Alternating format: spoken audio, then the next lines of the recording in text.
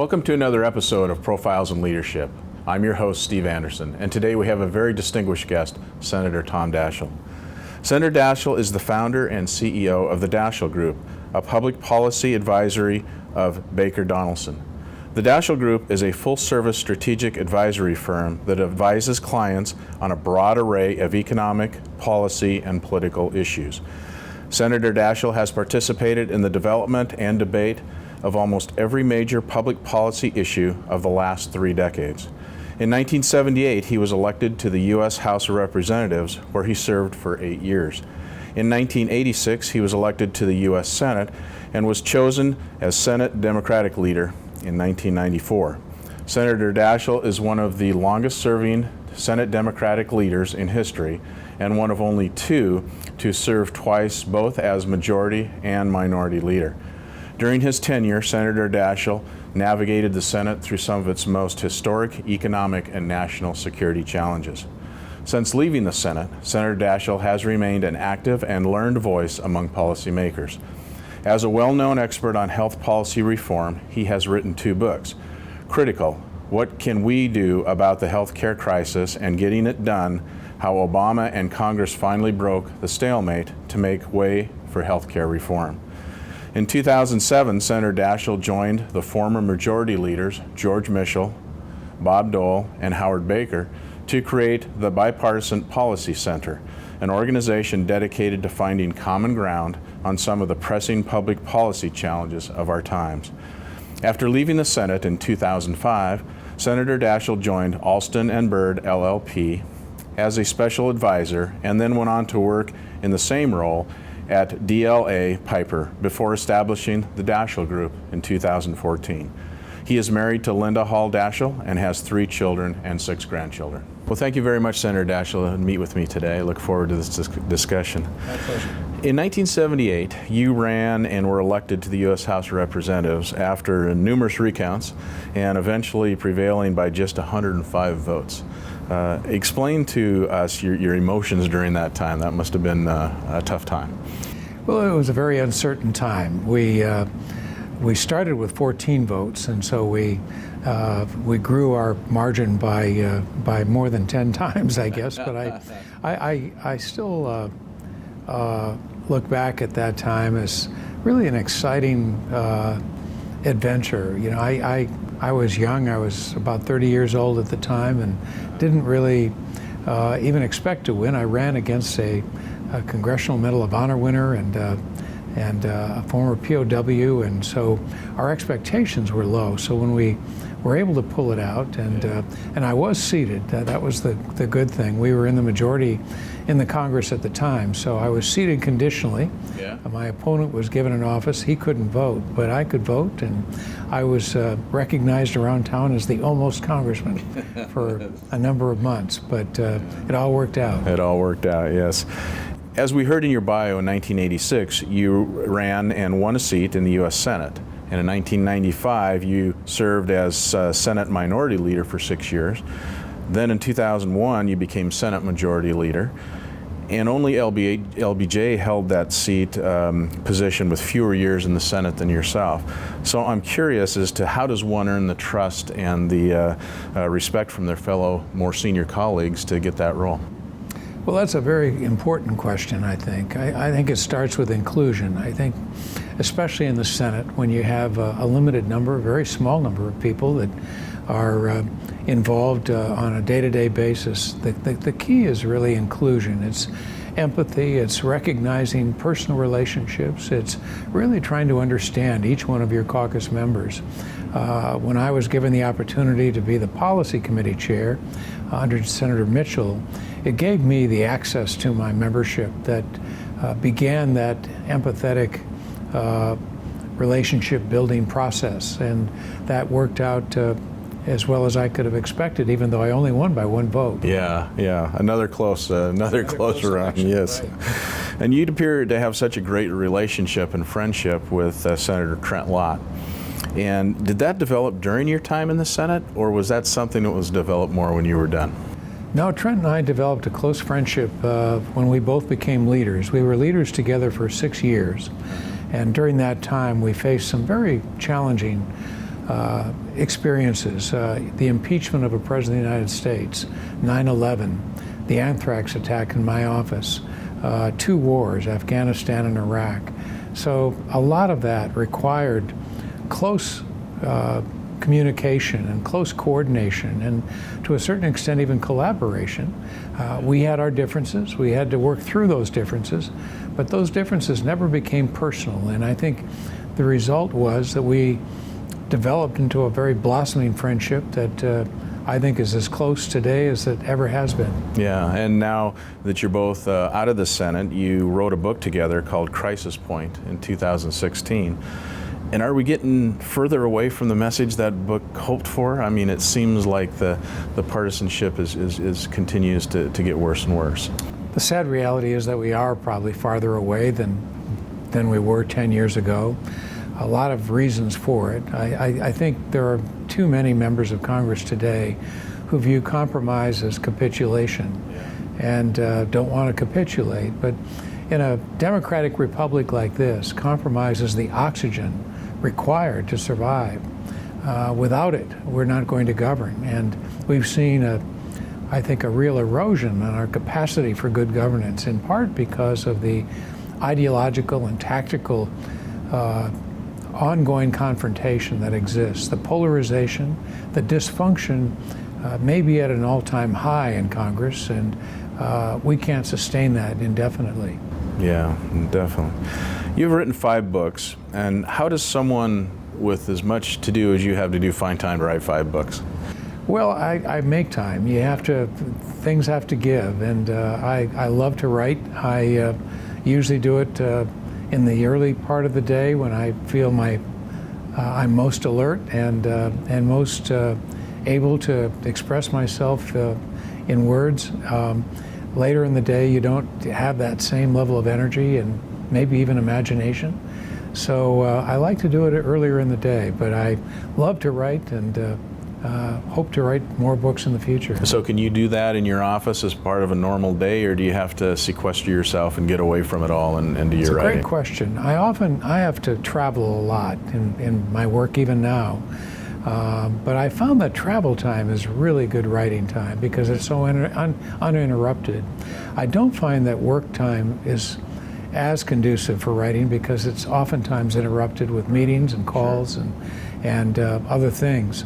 So you've got to find time when you can collectively put your thoughts together and articulate what it is you want to express. And that takes concentration. It takes some time that isn't as interrupted as it normally would be during the day. Yeah. You brought it up earlier, but the anthrax scare in your office in, I believe it was 2001, must have been frightening. And from a leadership perspective position, how do you reassure your staff? How do you try to move on and get business done when it's just, I can imagine, as complete panic in some sense? Well, there was a very high level degree of anxiety and concern. 6 people had died of anthrax exposure in incidents prior to that particular event. And so we were very concerned about the safety and health of our staff. 28 people were exposed. We had a lot of concern about just how we would proceed. There were differences of opinion among health experts on what to do. Fortunately, there was a doctor whose name is Greg Martin, who worked in the National Institute of Health, who was really our savior. He was phenomenally helpful, and because of his leadership and because of our ability to follow through with the number of actions that we took, both with regard to the personnel as well as preemptive steps we took for future attacks of this kind, I think we're in a better place today. But it was a scary moment.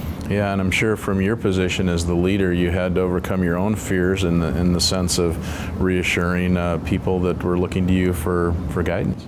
No question. You really have to try to instill confidence. I tried to call the families of those who were exposed immediately, and that was an important part, just to make sure they were, again, I come back to a word that I use a lot, inclusion, which is, I think, very critical for good leadership.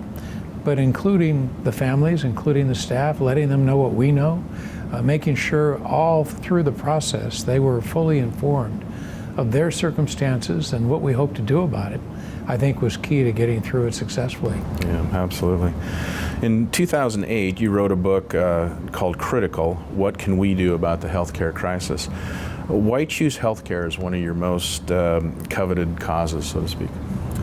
I believe health and education are the two most empowering factors in a person's life. How healthy you are and how educated you are. And I'm not necessarily just talking about formal education, but I think those two factors are critical in determining the quality of life of almost everybody today. A well-educated, healthy person can live up to his or her potential to an extraordinary degree, but we don't offer the same degree of health care, the same degree of education to all Americans as I think we should. So that is really what drives my passion for health care. I could be equally as committed to education, but I think you don't have the luxury of doing everything. You've got to pick and choose and make priorities, and healthcare, for a lot of reasons, I think might even have a slight edge over education, because if you're not healthy, it's hard to be educated. And so it starts with your health, and I've been blessed with good health for a long, long time, and I'm hopeful that we can find a way to ensure that more Americans, and really more people worldwide, have opportunities for better health. Now, in that book, you proposed a single-payer type system run by a federal health board. So that's been some time ago since you wrote the book. Do you still feel that that is the solution, and do you feel like we'll ever get a chance to look at that? I do. At some point, I think we are going to have a better system. We have had a debate over a long period of our history, I'd say better than now 100 years, about what kind of a healthcare system we should have. The real truth is we don't have a system today. We have a collage of subsystems that are both public and private. That collage works well in some ways and doesn't work at all in others. It's a $3 trillion public-private partnership today. What we want to do is to create a high-performance, high-value healthcare system with better access, better quality, and lower costs. And I think the way to do that is to take this collage, just as we have in a banking system, where you take the strongest aspects of the public sector and the strongest aspects of the private sector and marry them together. That's what we've done with the Federal Reserve. We have, I think most people today would argue, we've got a pretty viable banking system today, even though we went through a very horrific time just 10 years ago. But I think it is viable in large measure because we recognize the unique nature of this collage of public and private entities in our banking system. That could easily apply to healthcare as well. I don't think we'll ever get rid of the private sector entirely in America. I don't think we'll ever have an entirely public system. Even the Medicare program today is partly private and partly public with Part C and D. So I think it's important that we recognize that and try to make it work better. Yes. Now, you have had a seat at the highest level of designing what became known as Obamacare, so to speak. Do you feel these historic ideas that passed through the Congress during the Affordable Care Act has made positive changes in the lives of Americans? No question. There are millions of people today who never have to worry again about having a pre-existing condition and being excluded from health insurance eligibility. There are a lot of people who couldn't afford health insurance that now have it. There are a lot of people that are getting benefits through their health insurance plan because we prescribe what those benefits should be that they weren't eligible for before. So tens of millions of people have benefited from this. I regret what has happened in recent years with the loss of eligibility for some and the degree to which not everybody has been able to enroll. But nonetheless, I think we're making progress. We need to make a lot more. Yeah. Now, you were headed towards being appointed the Health and Human Services Secretary in the Obama administration, but you withdrew. Do you feel we would be in a different place today if you'd had that position and was in charge of health care in this country? Well, it's hard to second guess just how things would have played out. I think that Kathleen Sebelius and Sylvia Burwell did a phenomenal job.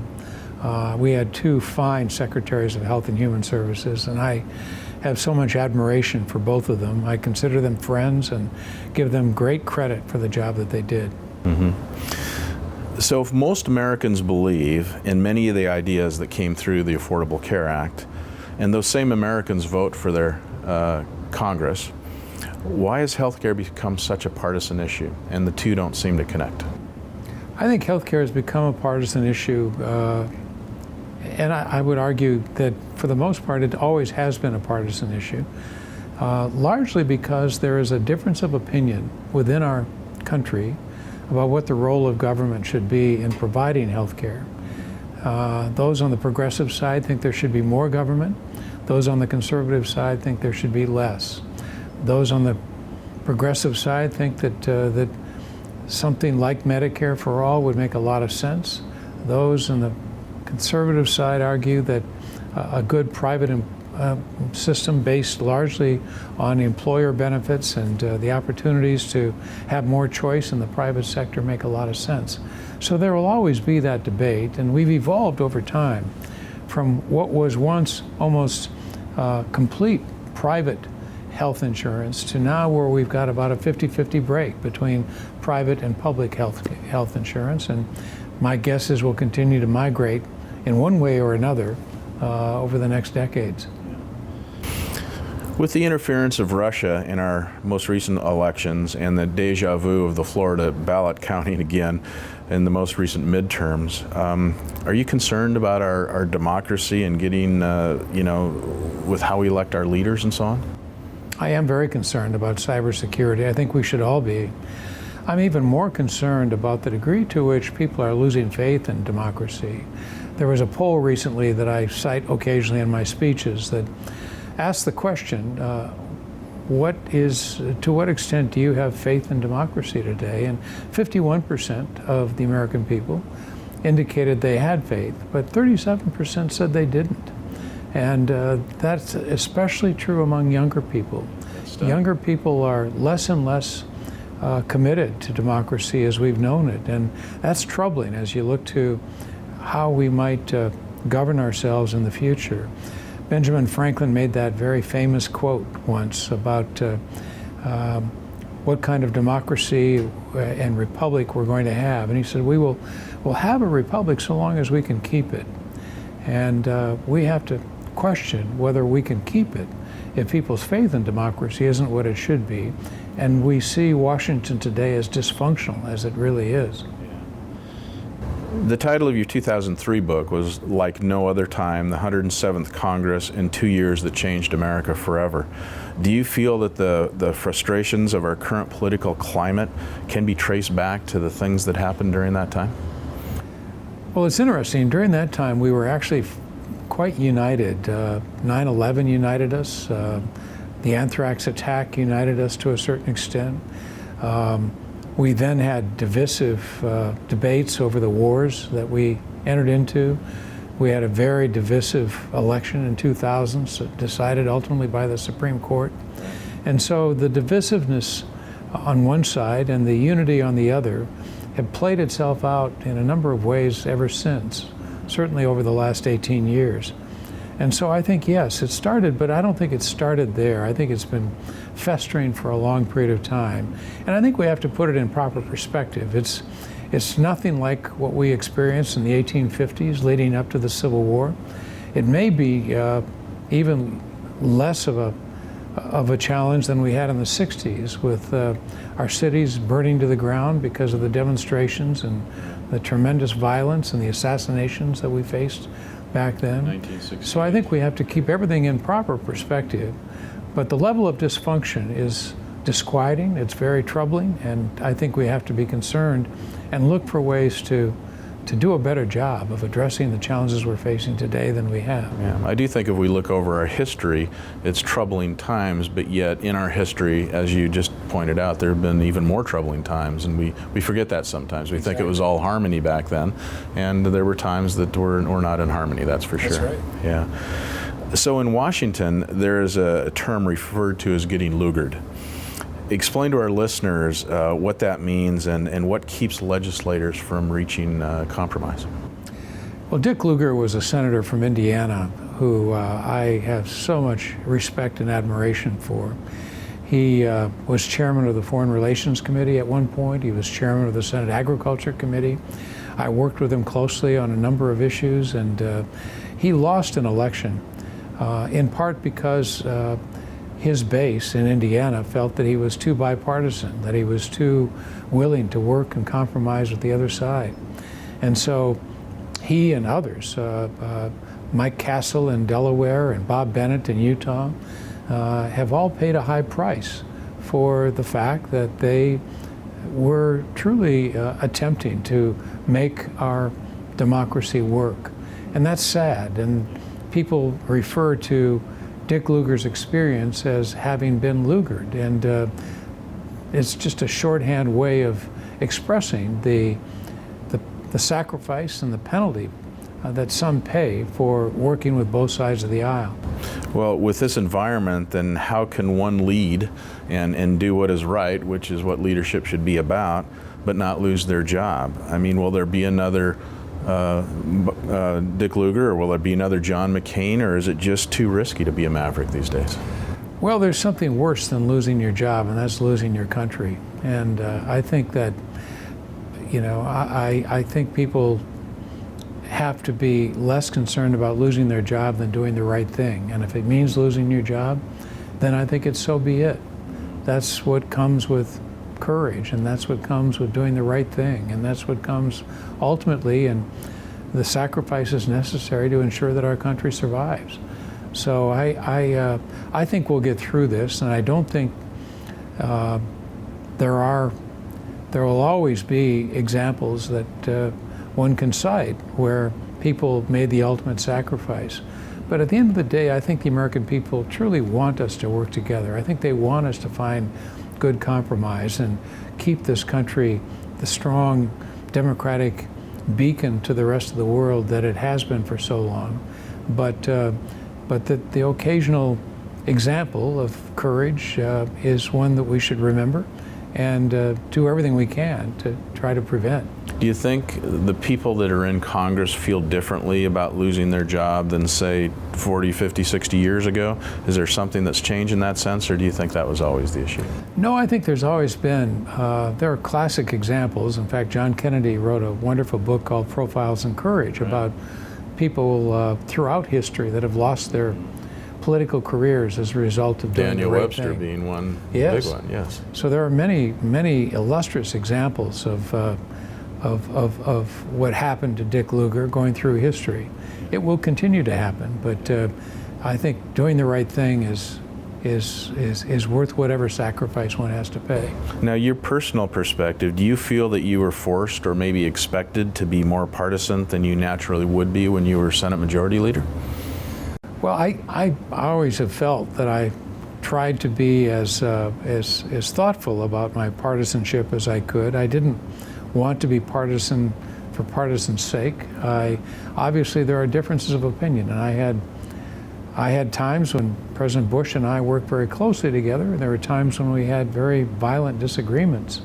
And so I said at the time, and I will always say, that I think it's important for me to express myself and to act on my conscience. I tried to do that. Some viewed that as partisanship. My view is that it was a difference of opinion. The key was that you really had to keep the mechanisms, the infrastructure of governance moving forward. And I think regardless of how one felt about my own positions and the positions I took vis-a-vis President Bush in particular, I think it is fair to say that we gave him his due, and we gave him the opportunity to to have his positions and his issues, his proposals debated on the Senate floor. And that's how it should be. Now, you said earlier that leadership really is about inclusion. Yet this political environment we've just been talking about seems to really feed on exclusion. So how do we get to inclusion? Do you have any silver bullets? A lot of things that I think have to be done. I wish the president would be more inclusive in bringing Democrats and Republicans together down to the White House. We occasionally did that with the presidents I worked with, and I think when we did, we governed better. I think leadership needs to do a better job of including both sides in caucus meetings. We don't do nearly as much of that as we should. Caucus meetings are oftentimes held on either side, but not together. And I think the more we could do them together, the more it would be conducive for better governance. I think the House and Senate, believe it or not, are too siloed. We don't have the kind of interaction between House members and senators the way we should. There's another opportunity for inclusion. So inclusion at all levels, both vertically and horizontally, need to take place, and that's not going on today. Yeah, and back in your day when you were in the House and the Senate, you could go to dinner with a member of the other party and work out some things or just make it social. You don't see that anymore. No, you don't. And that's in part because things have changed so much with regard to schedules. Very few members of Congress move their families to Washington anymore. So the effect of that is that you have over 50 members who sleep on their sofas in their offices, including the Speaker, which I think is lamentable. And you have people who want to be home. They know they have fundraising responsibilities and constituent responsibilities. So most members leave on Thursdays and they come back on Tuesdays, and we try to run the country on Wednesdays. That's crazy when you think of the enormity of the issues. Absolutely. And the amount of time put into it. So great leadership includes looking inward first. We've heard a lot recently about Republicans that are dividing their party, but how can Democrats avoid the extremes and bring a larger group of people together? Well, I think this last election is illustrative of how important it is that people of all philosophical stripes be comfortable within the umbrella of either party, frankly. Democrats won back the majority in part because a lot of Democrats in swing districts won their elections. To win an election in a swing district, you have to be more moderate. You have to be able to talk to both sides. You have to be able to look objective and not predictable. And I think that is something that we're going to have to do a better job of going forward. Embracing bipartisanship, embracing moderation, and recognizing the importance of inter-party dialogue. Yeah. So to take that a little bit further, so how can leaders stay persistent with trying to collaborate when, frankly, sometimes it's easier just to bulldoze through and push your way through and get something done? How do we get back to that collaboration, or what can we do to avoid the bulldozers?